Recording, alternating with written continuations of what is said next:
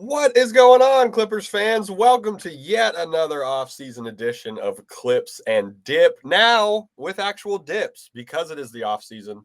This is season 3, episode 70. This season's coming to an end. As loyal listeners of the pod will know, the seasons restart after the NBA draft. We arbitrarily decided that. I am Chuck Mockler, Adam Odds, and William Uptiker here. They helped us decide that arbitrary date too. We're going to be there for that? I think, yeah. I don't remember being there either. I think everyone was there for that. Everyone chipped in. Everyone voted yes. We're going to be talking some of the pre-draft workouts the Clippers have had, which range from, sure, that makes sense, to quite purely seemingly a marketing play. There was a City Edition leak. We have to talk about the KD smoke or scuttlebutt, whatever you want to say. And, of course, we'll have the dips. But before we get into all of that, Adam, Will, the Pacers are up 2-1. The Shea trade is proving to be a great idea yet again. How are we doing on this sweltering Thursday evening in Los Angeles? Adam, we'll go with you. I'm good. Got a good run earlier. Then went for a walk outside. Got a little bit of sun. It's been a good day. It's been a good week. These Pacers, team of destiny is what everybody's saying now.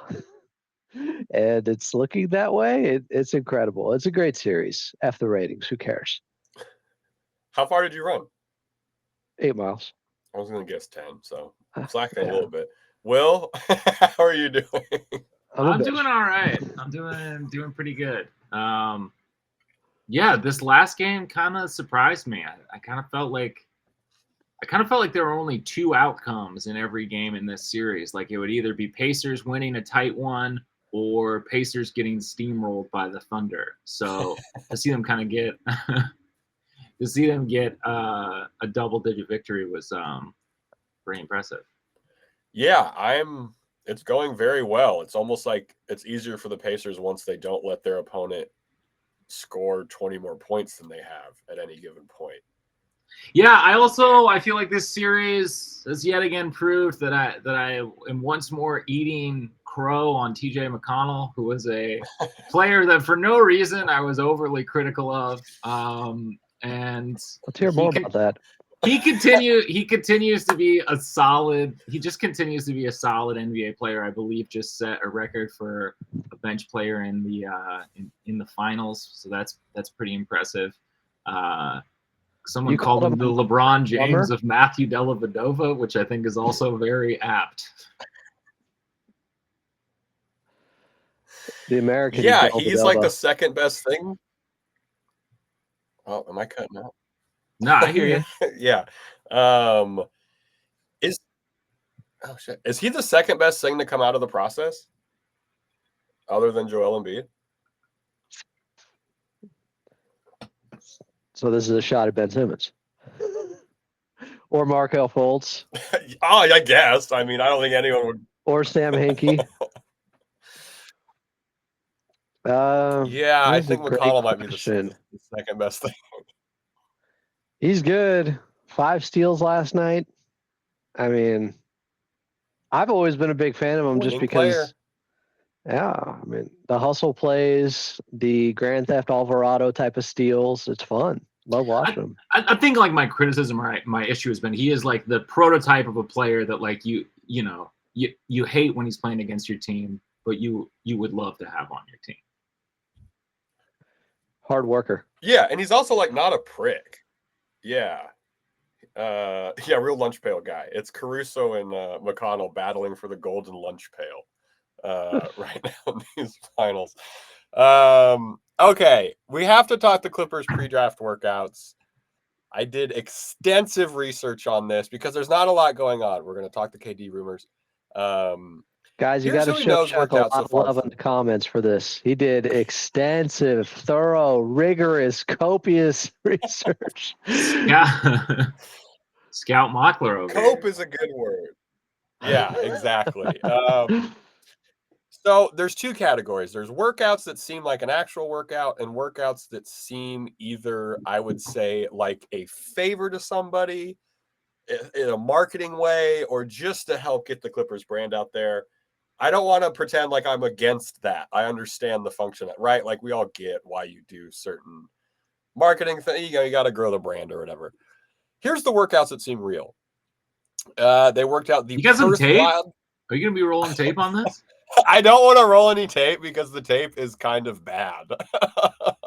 There is some tape I will roll, but that is saved just for a little tease. We are going to watch some tape on the 2-time Vietnamese League MVP for the 5-peating Saigon Heat that worked out for the Clippers. Is this going to end up backfiring like the Kobe workout with the Clippers back in the day? Like, we should have known, guys. We should have known. We all joked about it during that Clips and Dip episode. Turns out, guy was great. I need some compensation if that happens. Some kind of compensation if that happens. So the Perth Wildcats, Izan Almanza. He's a 20-year-old Spanish big. He's mocked in the second round. Averaged 7 and 4 on 51% shooting. Had an interesting thing where he was projected to be a first-round pick last year, but then he went to the G League Ignite, which has kind of proven to be a disaster. I think they stopped doing it. He did not take any threes. He averaged 12, 1, and 7, and that seemed to cause his development to be bad, so he withdrew from the draft. Then he went to Perth, and he has a track record of success. He won MVP at the FIBA U17 World Cup, U18 Euro Championship, and the U19 FIBA World Cup. So there's some kind of pedigree for like Euro success there as a youth. And there's the Australian connection, which is the pretty heavy Australian contingent on the Clippers. Ian Eubanks getting along. Of course. So you bring this guy in. Yeah, this guy who was Spanish. Ben's back, Patty's back. Yeah, but he played for Perth. I guess we do got to hold on to Patty, huh? I mean, I think we're gonna have a whole squad. But so like a project guy, right? Like a big who doesn't shoot. A pretty big project. Traditional big. They thought he was going to be able to shoot initially, and then he didn't. I do not think so. That was not part of any of his draft profile. Jokic stopper? Is that on the tape? Yep, a lot of that's on tape. Perth Is he big that doesn't rebound either? What? Yeah, he's just kind of a big guy right now. He's only 20. He's Triple J. There you go. We drafted. And then we win a chip. The other workout, Boise State's Alvaro Cardenas. Wait, sorry, hold on. I'm so sorry. Stick on. He averages 1 rebound a game? Yeah. No, he averaged 7 and 4. Okay. And then 12. I saw 12 and 1. Sorry, that's 1 assist. That's my bad. I flipped him. Oh, copy. Okay, that makes more sense. That makes more. Yeah, that's my bad. I was like, damn. So he's like really dishing dimes, but he averages 1 rebound a game. Yeah, he plays on the perimeter. He doesn't shoot. That's my bad. So he's not Triple J. He can't shoot, and he's very unique. If he can't shoot, can't rebound very well. Early Brook Lopez, before he could shoot, wasn't a great rebounder. Yes. I did not see. Brook Lopez didn't pop up in any of the comps I saw. What was the most common comp? A second-round pick, mocked in the second round. So basically, the more tape they got on him, the more he dropped. He went from being a first-round prospect to people seeing too much tape. Yes, and he was obviously also that G League Ignite environment does not seem good for someone as raw of a prospect as this guy. Like he doesn't have. Like a tools, like that's not the development. Did the Ignite develop anyone? Scoot. Yeah, Scoot Henderson. He had a good second half last year. Yeah, but like his first year. But that's it. And he's also like an athletic freak even for the NBA. So I don't know. Second round pick, we'll see. Boise State's Alvaro Cardenas, 6'1", 3 years at San Jose State, then 1 at Boise State. Up and down three-point shooter, flirted with 40% some years, flirted with 31% some years. Averaged 7 assists per game last year at Boise, which is a career high. I don't know. He seems way too small. 6'1". Maybe I'm old school. Does Boise State basketball play on a blue court? How does that work? Let me look it up, actually. Do they have an NBA Cup type of court out there? Or It's just a regular-ass court. Yeah. So the football, that's where they get unique. They use all the budget on that blue grass. Yeah, they have a blue budget. Yeah, so this guy, I'm just honestly, he just seems too short. Maybe it's our next Xavier Moon, who is also a Canadian Basketball League GOAT. I don't know if that guy's going to get close to that success, but again, another project guy. Clippers like positional size. Seemingly, not on the workouts. Then we have Amar Silla. I may be pronouncing that wrong, for a potential Exhibit 10 two-way training camp deal per his agent. 23 years old, 6'9", sometimes slotted at power forward, sometimes comes off the bench as a change of pace small ball 5. He averaged 3 points and 2 rebounds for Bilbao last season, which Who? they're in the Spanish league. He will not play in the summer league. I thought it was a person. No. Bilbo Baggins? That is a team in the Spanish league. But hey, power forward. I don't know if he can shoot because he only averages 3 points. My guess would be no. Just based on point totals here, I don't know. Yeah, but what's Clippers like the older guys? 23. Ready-made. Ready-made 3 and 2. There, you slot him in right now. You can go ahead and copy and paste that average from Bilbao to the Clippers. He'd have to be efficient though. I think he'd have to be more efficient with the Clippers. What's this? Will not play in summer league already. Why do we already know that? He's staying overseas? That was part of the breakdown I read. Like he's like staying over there. He's not allowed in Vegas. A couple bench warrants in Nevada. Yeah, he's a crazy person. Does he want to be drafted? I don't think so. Would be my guess, because I think it's like, I don't know. So you're gonna pick him now, and then he'll come over 2 years later when he's 25. Draft and stash, baby, like Dave Machinow. We never got to see the glory of. Raquan Gray, 6'8" power forward, played in the G League on a two-way with Brooklyn and San Antonio.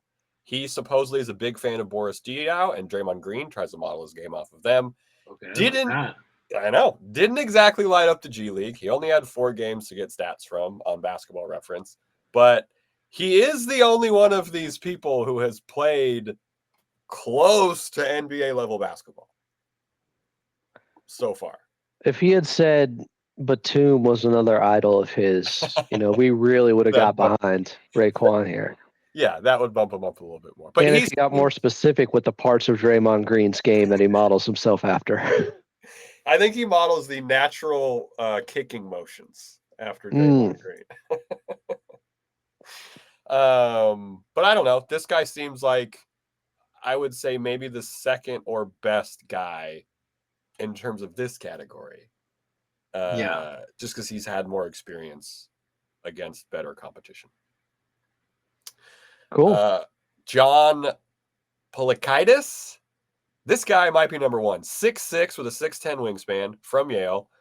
Played 4 years at Yale. Shot 40% from 3. Took 600 threes in 4 years. So he's the tape is there. The man can shoot the basketball. Really only an outside shooter, but he scored 50% on his twos. Footwork needs a little bit of work. Everything you would think of for a guy who's an elite shooter at the college level for kind of his whole career. The defense has to get a little bit better. He's not exactly like a 3-and-D guy, but he might be my favorite one on this list so far, strictly from the fact that he has a 6'10" wingspan and he's, as up to this point, a certifiable shooter. Can he handle the ball at all? Not kind of. More of a stationary kind of shooter? Yeah, he wasn't really asked to do that a bunch. So let's see if I can find his usage rate, actually. He can handle the college workload at Yale. That's where the wingspan comes into place. You got to hold up all those books walking from class to class. Oh, my God. Do they? Yeah, I don't think he's on scholarship at Yale. What's his major? What's your major, dude? I can't find his major. Yeah, his major is shooting. It's probably physics. He probably has figured out the perfect shot. But so I think this guy's maybe number 1 on my list of workouts so far. Just the shooting's there. Take him in the second round. Who cares? Respectfully. And he went to Yale, Adam. I think being smart is a fair thing. Clippers like guys who played multiple years, and they like heady guys. So he averaged 19 points per game this year. It's no joke. Yeah, he's a shooter. Like, Ivy League star. Yeah. So that NIL deal over at Yale. His pocket protector contract is out of this world. I've heard. TI 83 spokesman. Yeah, he has his own game on there. All right. Kentucky's Lamont Butler, kind of a Chris Dunn-ish guy, 6'2" defensive specialist. 4 years, yes, 4 at SDSU, Kawhi's alma mater, and then 1 at Kentucky. Not an outside shooter, took 2.5 threes per game and made 1-ish. Decent at scoring off the dribble and an above average defender, but undersized and older. Maybe kind of another guy who fits the Clippers mold, honestly. Not that I like it, but Thing is, Chris Dunn at Providence was a scorer. He was a bucket. He was tough. Like he That's a good wasn't point. known as just some defensive guy. That's why he went so high in the draft. yeah. So you're saying you don't If you're not a see- bucket in college, no, I'm not saying he's obviously he went to Kentucky after playing. Like that's interesting. They were trying to have like a real college veteran there for all the young guys they typically have.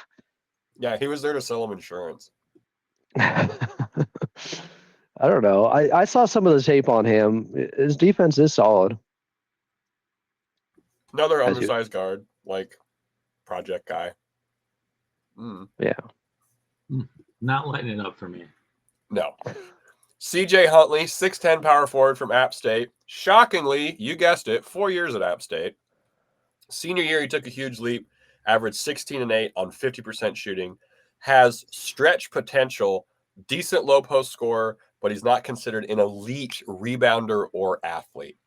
Yet another Clippers late draft pick if I've ever read about one, right? Like maybe could be a stretch big, not the most athletic, multiple year guy. This guy might end up a Clipper.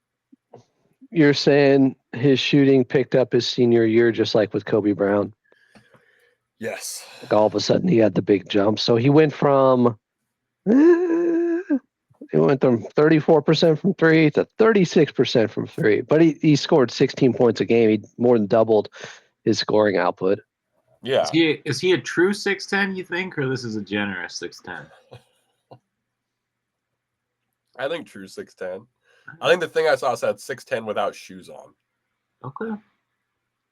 But still with lifts on. I was going to say, but he was still in heels. So we don't really know. Which of those guys, before we get into the funnier ones, I guess, jumps out to you?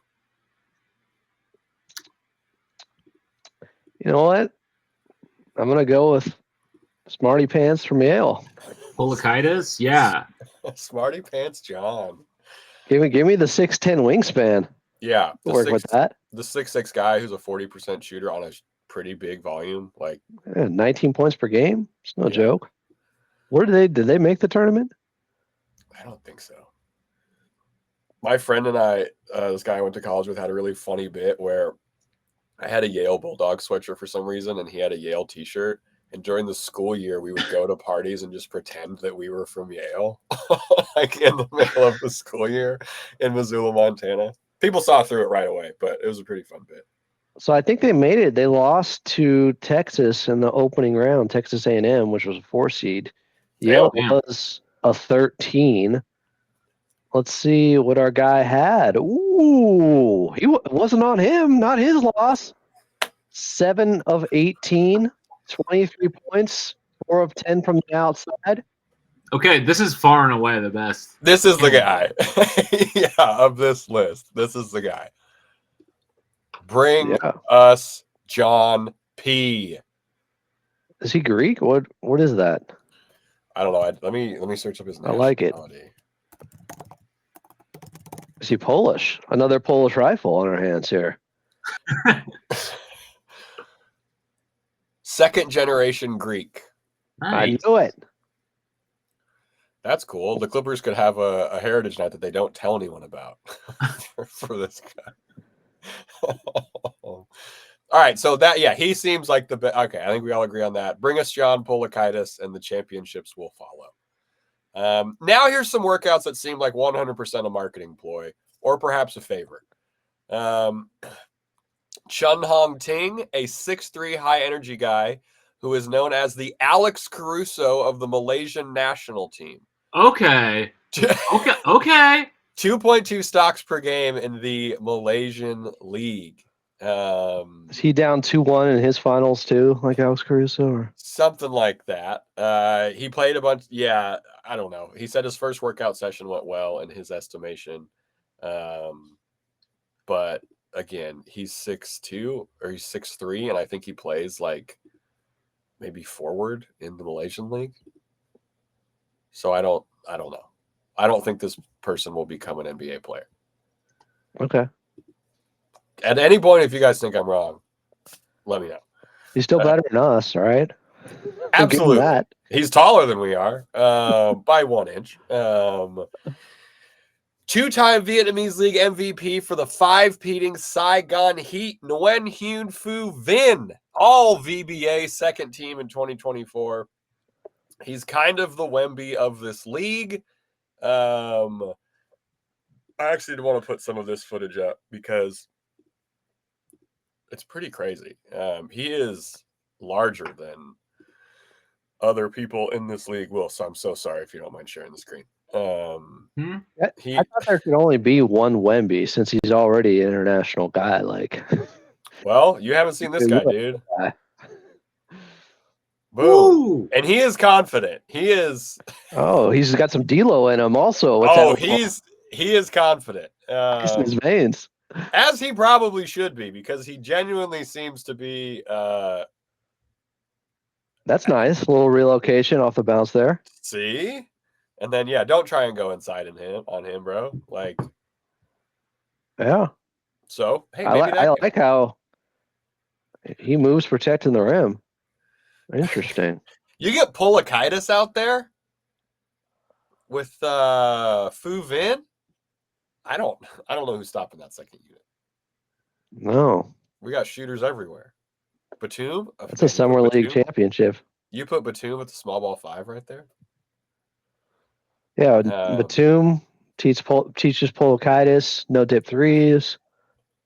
Well, hey, not something else on this show. We are a dip 3 show.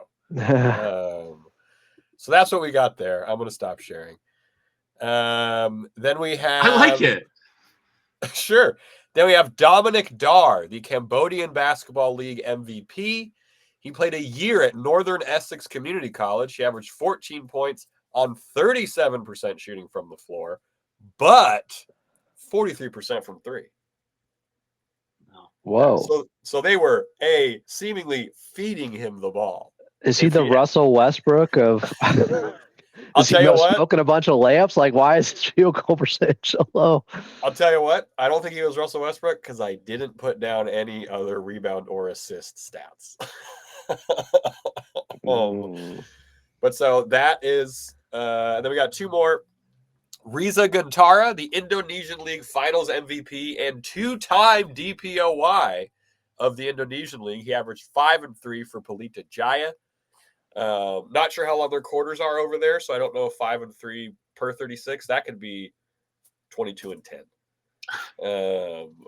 They're playing like 90-second games. Oh, they play. I think they play 250 games a year, 2-month-long season. These are the mini games they were trying to get going at the All-Star game this year. Yeah. This is the real mini game version. Yeah, tickets are expensive. And then the final one, per 99 active radio in Thailand, Natakarn Muagbun, Thailand's #1 point guard, captain of the Thai national team. He is 5'11" and 34 years old. So, again, call me crazy. I think this guy might be the furthest away of anyone the Clippers have done a workout with. I do think he's 34. He's got to play immediately. Are you kidding me? Furthest away. Day 1 starter. Will, you seem genuinely intrigued. Not necessarily by this prospect, but I do like the idea of like digging a little deeper into the international pool, you know, outside of just like EuroLeague and like the Greek League and like some of the more common, like the, you know, Sure. The Spanish League, all the most better common leagues. Yeah. I do like appreciate the idea of like sort of digging a little deeper just to see if there's anything there, because I do think I think that could be a tactic. Like I do think that could be something with with the current apron and salary cap limitations and how much a high draft pick is guaranteed in contract money, because you forget, if you're a high pick, it still is a quite a bit of money for a player who maybe isn't contributing at the level of the number 1 or number 2 overall pick. I do think like aside, I do think like finding finding some more kind of bargain talent internationally is very interesting. Yeah, it's like you might as well. It's not costing them anything, right? You have as many workouts as you want to give. Why not see what the guy who plays for the 5-peating Saigon Heat can do? There's also, I believe, 6 teams in that league. So does that make it easier to 5-peat? Some say yes. Mathematician would tell you, yeah. But I think it's actually harder. See the same team so often. You know each other. When what it comes are the playoffs? I think it's top 4. Bottom 2, they have a play-in too. So if you're top 6, much like the NBA, you are guaranteed basically a spot. Adam, which of the workouts that seem like a marketing play are you most excited about? This is tough. Who is the guy? Which one is it? Dominic Dar? That's like 5'6". Because I think Earl Boykins did some good things in the league, and I could like bench that. like 400. So yeah, I think I'm going with the Dar. And he's the league MVP. Like he's, I guess. Well, Nguyen Hien Phu Vin is a 2-time league MVP. I just like his shooting splits wonkiness. Yeah. 37% from the field, but 43% from 3. Layups are well, he's 5'6", so it's hard to get the layups to go, but easier to get I'm guessing he's got a lot of arc in his shot to go from distance. Yeah, they're scraping the rafters on that one. Could he get that length, that leg lengthening surgery? Yeah, we can send Gattaca. We can send him to Turkey and they can break his femurs and they can make him super tall. And then in 4 years after rehabs. So basically a perfect draft from the Clippers perspective of this list would be Poulakaitis. Boom. You got your backup power forward right there. And then you add Dominic Dar. The Dar, he's not just going to nutmeg Wemby. He's actually going to go between his legs, like in NorCal, the Yosemite, driving through those trees, 100%. So the Clippers' young core seems pretty set after this draft. Wait, also Dominic Dar might be like 38 years old, but I don't know how old he is. So yeah, I guess in the comments, let us know which of these guys you prefer the most. Let us know if we missed anything about their games. If you're a big Saigon Heat fan and we missed something. If you're a big Pelita Jaya fan and we missed something. If you're a Bilbao fan and we didn't give Marcelo enough credit, let us know. We're casuals. We are casuals. Can we trade the pick for Obi Toppin? He was previously traded for 2 future seconds, so I feel like you have to be able to do the same deal if it was done once. Isn't that how that works? My favorite. That's what Phoenix is saying for KD. Obi Toppin, who was the only player to appear in that one schedule release video? Was that Obi Toppin? When the Clippers had that weird schedule release video where they take the ball to Chick-fil-A? Why would that have been Obi Toppin? Who was the random Clipper in that schedule release video? I'm gonna find it. I know I sound insane right now. No, I know what you're talking about. It was PJ. It was not PJ. It was not PJ. It was Oh, I know who it was. It was Kenny Martin. Yes, thank you. Yes. Okay, that's who it was. Yeah, Kenny Martin was the only player to be in that. Very funny. All right, let us know who you think the Clippers should draft on this list. Don't just send us prospects because it's the 30th pick. It could literally be anybody, maybe one of us 3. Coming up after a quick audio break, we're going to be talking the Clippers City Edition leak. why KD probably won't be a Clipper, and then of course Dip Talk. If you're listening to us, it's going to be a quick ad break. If you're watching us, we'll still be here. Ads and then Dip, KD, and Jersey Talk coming up in 3, 2, 1. All right, welcome back into Clips and Dip. We just ran down who the Clippers could be taking with the highly vaunted 30th pick in this year's draft. Want to thank Charles Mockler so much for doing the research and the breakdown on this because it was necessary. That was all the big dog, which is why he gets to make decisions. Which is why he gets to make decisions unilaterally on things like when does the next season start? Well, it's at the draft. The man who makes the rundown makes the rules. I literally think it was Will's idea. So Charles Mockler makes the rules. But we got to get into some real business now. Some real important stuff. We're talking City Edition jersey leaks. We're going to talk KD stuff. And, of course, we're going to talk dips. Charles, why don't you lead us in with this jersey talk? Because I saw a render, and I got to be honest with you. I wasn't feeling it. I'm not feeling it either. I think it stinks like shit. That's harsh because these could just be totally fake. A bunch of leaks come out as they do every year. The NBA is the worst at keeping jerseys hidden. They'll put them in 2K before they're out. People will find it. It's very funny. Well, the NBA's got nothing going on right now. They need to draw some buzz, you know. Right. Well, they got these two small market teams playing at a fairgrounds every night. The finals. So supposedly, I love these finals. I don't want anyone to think that I'm against them. There's a barn on each side with a hoop nailed to it. That's your full court in these finals. They still use peach baskets. There's not even a rim. Once that dinner bell goes off, the game's over. That's it. That's the rules. So the 25-26 City Editions, it seems like teams are re-releasing a tweak on a popular version of a previous City Edition. So we are in an inception of City Edition jerseys for the NBA right now. The Clippers, way back when they drafted Shea, had a really cool jersey. It was called like the LA Gear jersey or the 84 Olympics jersey that looked like this, but it was dark blue and like actual Clippers colors. This 25-26 edition, and if you're listening to this and you would like to see what this looks like, you can check us out at youtube.com/@ClippersPodcast. Looks basically like they took the 84 Olympics jersey and gave it old San Diego Clippers colors. Adam, how do you feel about this jersey? Is this the first time you're seeing it?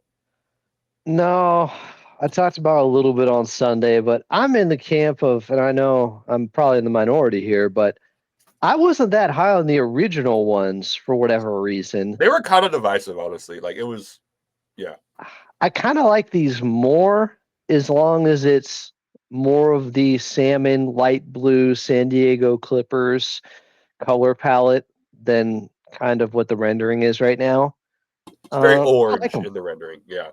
We're getting closer to Los Angeles Olympics that are coming, so I'm all for it. I think these look good, and most people love that LA design there. Even if you want to call it the LA Gear, it works. Also, if they're gonna those original ones, there was some homage to Ralph Lawler.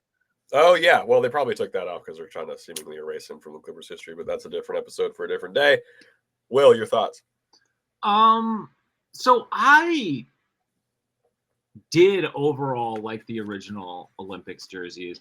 I don't like the stars down the side. I do hear the arguments from people that say it kind of seems like a generic jersey that would like be like non-copyright material downloadable content on a game or something.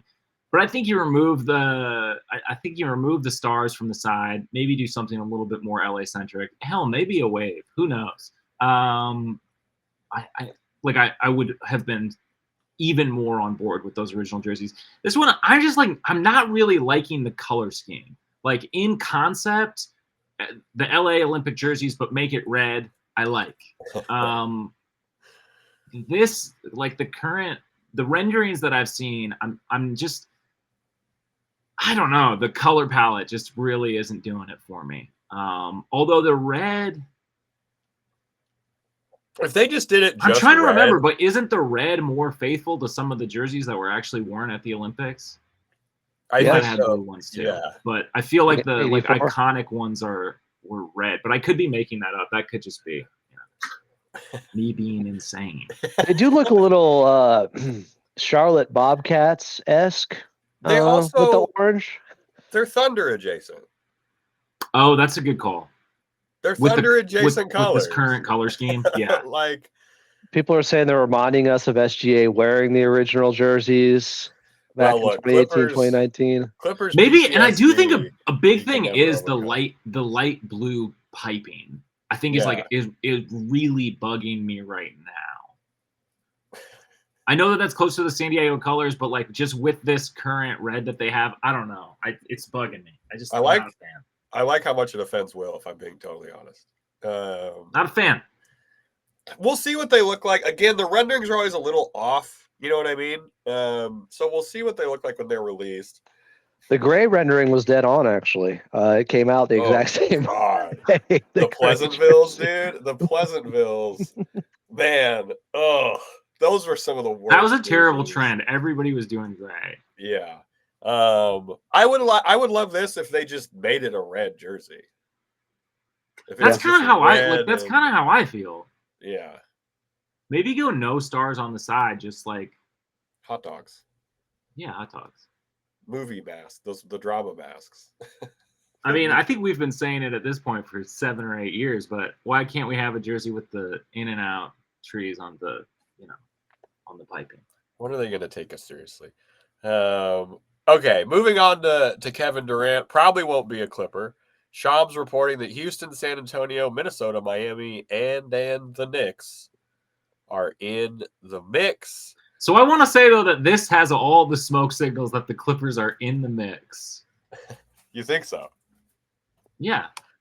Well, the The last Suns By report not on being the mentioned. Clippers-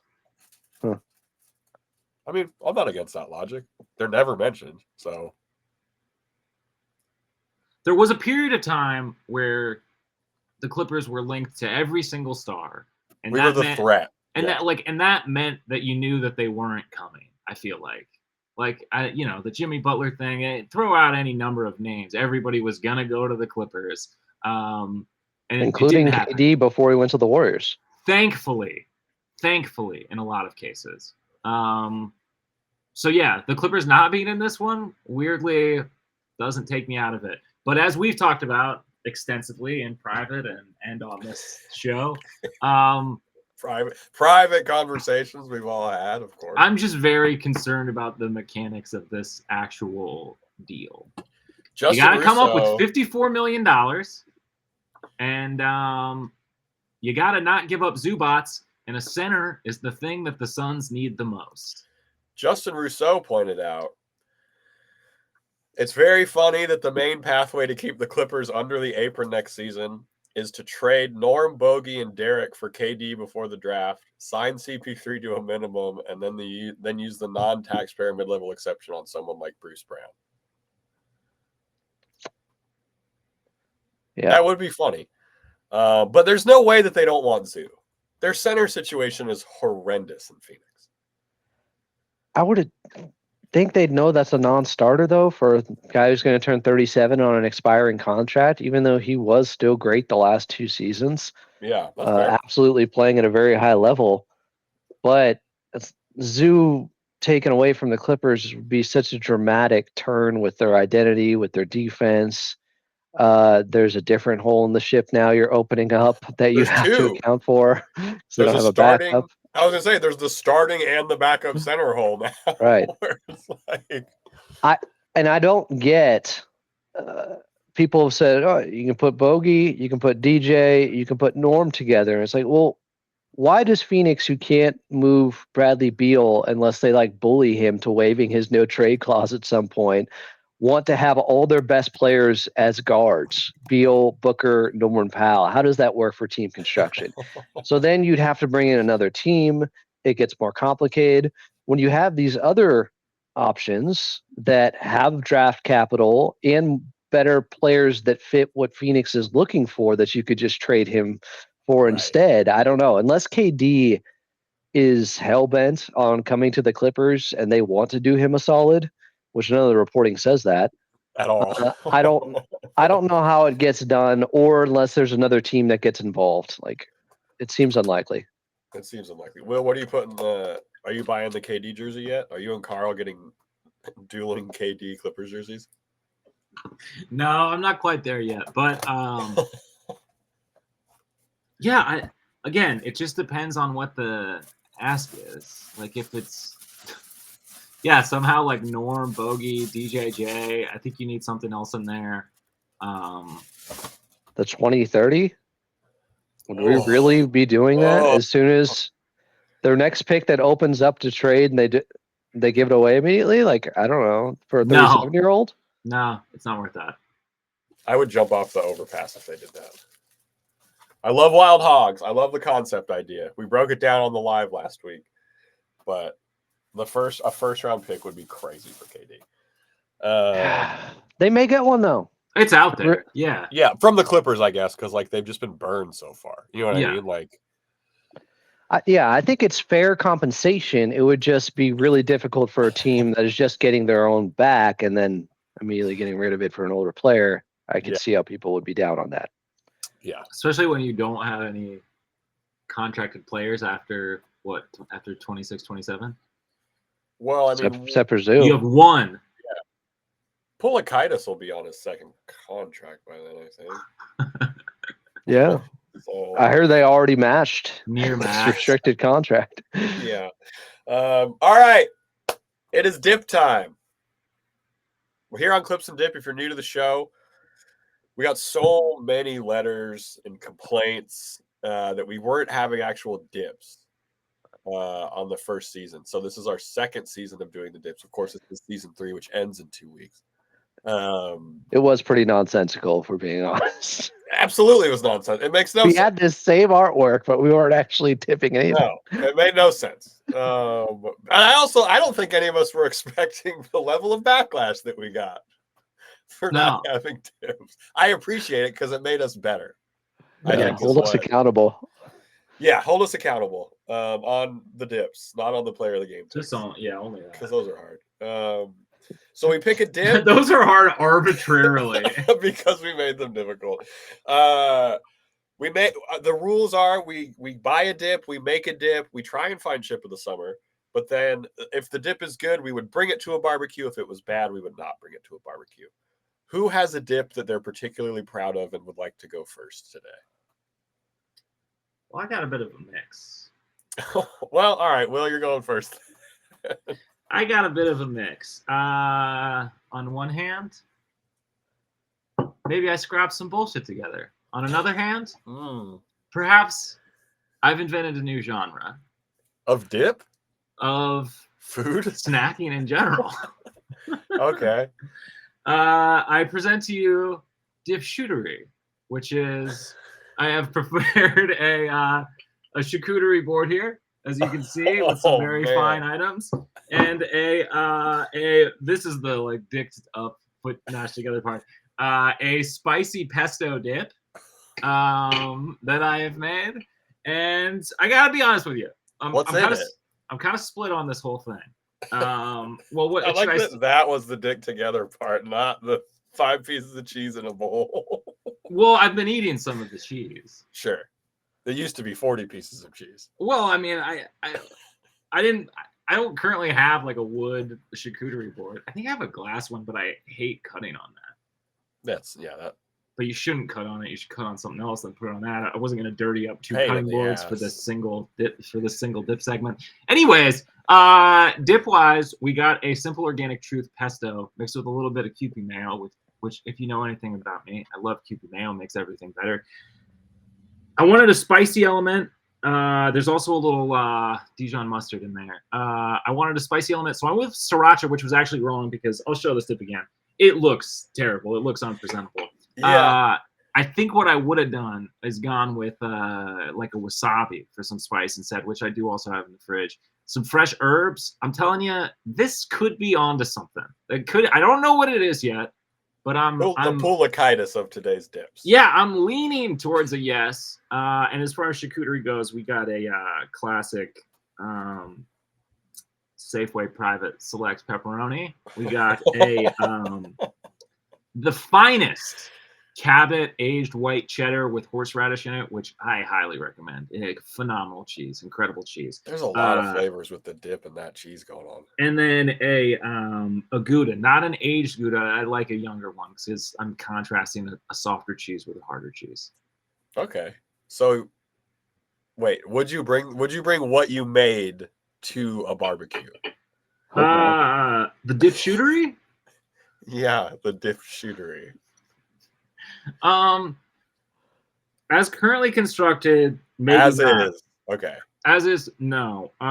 It feels like something you would maybe make like the barbecues later in the day, and you have a couple drinks before the barbecue, and you're like, oh shit, I gotta make a dip, and then you make that. I think though that this is a fairly blank canvas. This is sort of an open. This is an open testing ground. I could refine this idea, and I think it could be barbecue ready. And this is open source also. So if you hear Will's dip and you want to make some edits, let us know. If you make some edits and you make it, let us know in the comments. So Will would not bring his dip. I just think improving the color of this dip though would go a long way. Right now it looks pretty rough. It looks like Gerber baby food thrown up. Yes. All right. So I went kind of fancy this week. I don't know why. So my vessel is Papa Pita's Greek style pita flatbread. Cannot recommend this enough. This is phenomenal. Phenomenal pita. And I went with the branding got me here. Majestic garlic. It is keto. It is raw vegan, but it's got a little garlic wearing a fez, which I'm pro that. So if you sent me a shirt, I would wear that. Fantastic dip. Also a bit of a blank canvas because it's just garlic dip. You know what I'm saying? But I love just simple garlic dip. I would bring this. I would also bring the pita style flatbread because it's just a very nice bread. Again, pretty classic. I would bring this. Everyone could eat it. Everyone's breath would smell, but who cares? Bring a couple mints. So I would bring that to barbecue. Cannot recommend majestic garlic, delicious creamy garlic with the fez wearing garlic enough. Adam, we are 1 for 2 so far on dips. How are we finishing this episode? Well, looks like we're going 1 for 3, boys. Oh no! Remember how I said I went on that run? Normally it would be a 10-mile run, but I ran out of time. So I'm going back to the well. Wait. Little boar's head, spinach, Greek yogurt, dip. Okay. Has this been in your fridge since the last time? Yeah, you could say it's the Riza Gantara of dips. It's 34 years old, has a draft prospect, 5'11". And yeah. I don't even have anything but my finger to use here, but I'm gonna try it out. This is new ground. This is disturbing. This is new ground. So good. I'd bring this hand included to the barbecue. Let everyone have a little nibble on their finger. Here, tell me what you think. You guys like this dip? I'm sorry, guys. I blew it. Stirring drinks. Honestly, I appreciate the effort. You did, but I do appreciate the effort of walking to my fridge and pulling out the same dip that was there 2 weeks ago. Please, next week, just for health and safety reasons, get a new dip. Yeah, this is used by May 31st. Wait a second. It literally says that. What day did you buy it? Yeah, what the hell? I feel like I bought it, May 30th? May 29th, yeah. It was only 75 cents. All right, let us know what you thought of the dips. Let us know what you thought of the different vessels that we all ate our dips with. If you see Adam in the street, ask him for a taste of dip. If you're holding it, he'll give you one. Next week, we'll be back with... What are we talking about next week? Don't ask me the week before. Maybe we'll do a deeper dive into Dominic Dar's game. Maybe we'll have a guest. Yeah, maybe you'll have more workouts. Will, where can people tell their coworkers to listen to this podcast that ranks in the top 10 for what's the keyword? Party starters, party ideas. Something like that.